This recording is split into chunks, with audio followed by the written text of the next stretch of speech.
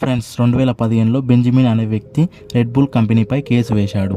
ఎందుకంటే అతను 10 సంవత్సరాల నుంచి రెడ్ బుల్ డ్రింక్ని తాగుతున్నాడు.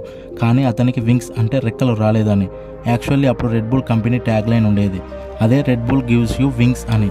ఈ లైన్ని బెంజమిన్ సీరియస్గా తీసుకున్నాడు మరియు అతను 10 సంవత్సరాల పాటు రెడ్ బుల్ డ్రింక్ని తాగాడు. కానీ రెడ్ బుల్ చెప్పినట్టు రెక్కలు రాలేదని.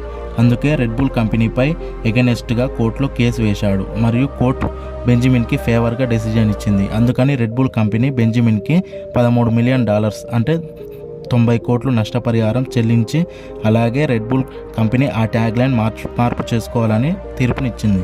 ఇప్పుడు రెడ్ బుల్ ట్యాగ్ లైన్ని Red Bull gives you wings అని మార్చింది.